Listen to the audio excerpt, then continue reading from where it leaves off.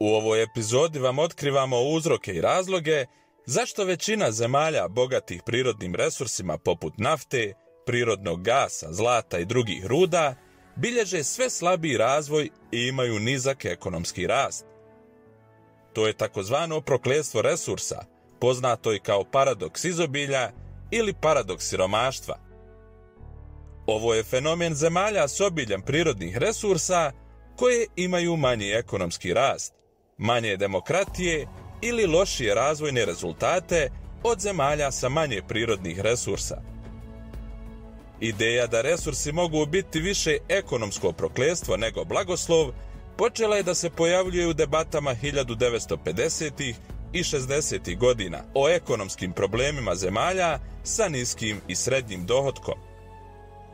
Termin prokletstvo resursa prvi je upotrijebio Richard Outy 1993. godine kako bi opisao zemlje bogate mineralnim resursima koje nisu bile u stanju da iskoriste to bogatstvo i kako su, suprotno intuiciji, ove zemlje imale niži ekonomski rast od zemalja bez obilja prirodnih resursa.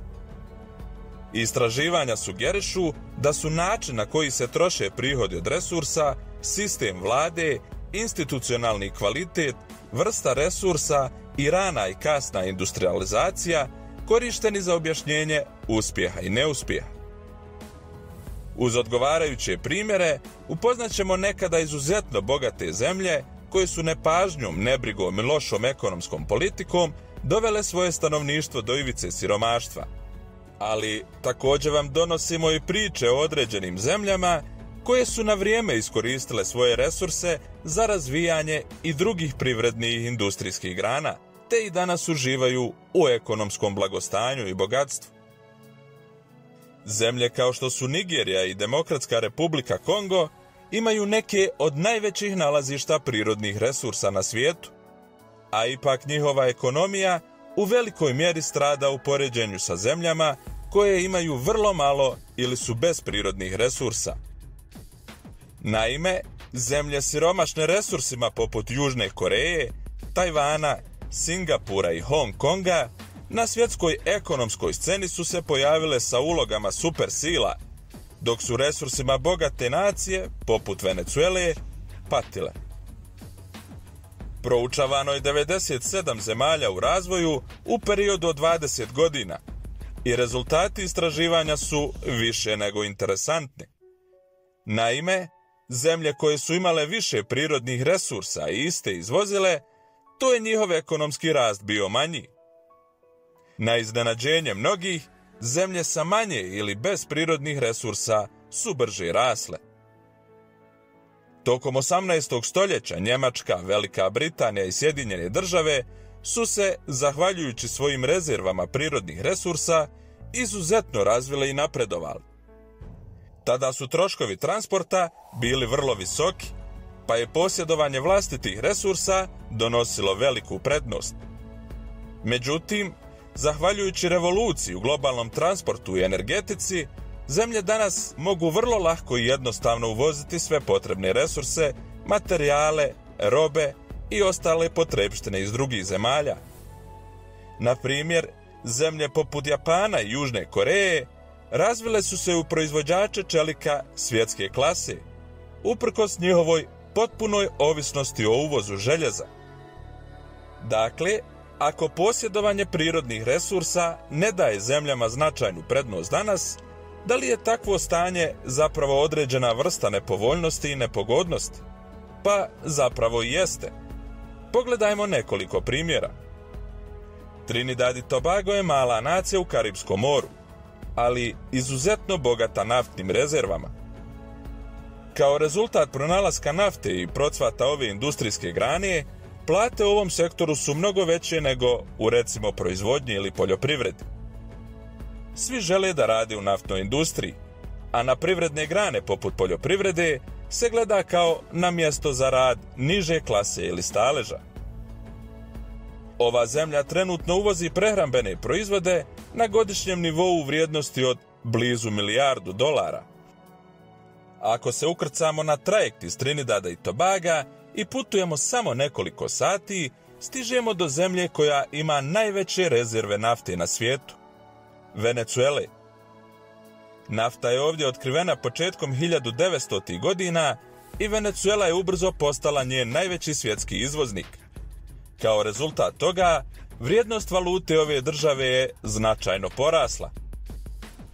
Proizvodnja i izvoz proizvoda drugih privrednih grana počeo je da umire, jer su mnoge zemlje smatrale da je uvoz iz Venecuele veoma skup.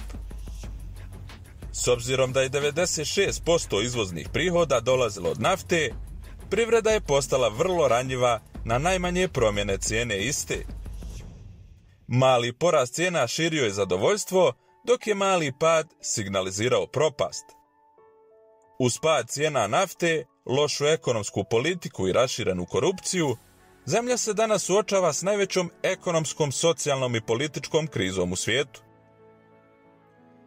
Još jedan uobičajeni aspekt koji muči ove nacije je nedostatak preduzetništva.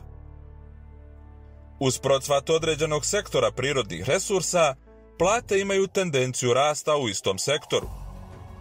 Uz visoke plate koje se mogu zaraditi u sektorima bogatim resursima, ljudi radije biraju da rade u tim sektorima, umjesto da riskiraju i započnu vlastiti biznis. Rezultat toga je smrt inovacija, a samim tim i ukupnog budućeg razvoja. Ovo je Nauru.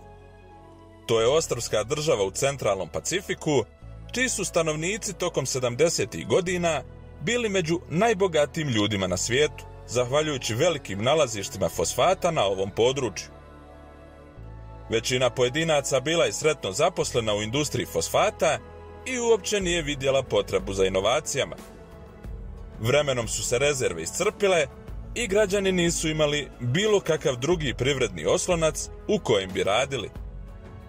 Zemlja danas pati sa zapanjujućom stopom nezaposlenosti preko 90%. Ipak, neke zemlje su na vrijeme iskoristile svoje resurse za razvijanje i drugih privrednih industrijskih grana. Jedna od tih zemalja je Norveška. Ona je, zahvaljujući istraživanjima i predviđanjima za budućnost, na vrijeme shvatila da njeni prirodni resursi, poput nalazišta nafte i gasa, neće trajati zauvijek. Norveška je 1990. godine osnovala takozvani naftni ili vladin penzioni fond, koji danas vrijedi preko 1,19 biliona dolara, što danas iznosi više od 250.000 američkih dolara po svakom stanovniku Norveške. U vrijeme niskih cijena nafte, sredstva fonda se koriste za uravnoteženje trgovinskih deficita. Zemlje poput Saudijske Arabije i Malezije su izuzetno bogate prirodnim resursima i uspjele su donekle ublažiti posljedice duge tradicije otvorene trgovine. Saudijska kraljevska porodica je odlučila poduzeti korake ka postepenom odvajanju zemlje od naftne ovisnosti, te polako prenosi i usmjerava fokus na razvoj i rast drugih privrednih grana. Još jedan rijedak fenomen se može vidjeti u Iranu. Iran je izuzetno bogata zemlja prirodnim resursima, ali izvoz proizvodnje ovdje je zapravo porastao. To se dešava zbog činjenice da država cijene energenata, poput električne energije, drži po vrlo niskoj cijeni, te na taj način državnim kompanijama daje konkurentsku prednost na stranim tržištima. U nedostatku jake strategije, politike usmjerene prema budućnosti i istraživanju alternativnih izvora prihoda, mnoge nacije možda idu ka katastrofi. Ukoliko vam se svidio ovaj video, ostavite like i komentar i naravno pretplatite se na naš kanal. Vidimo se u narednom videu i lijep pozdrav svima!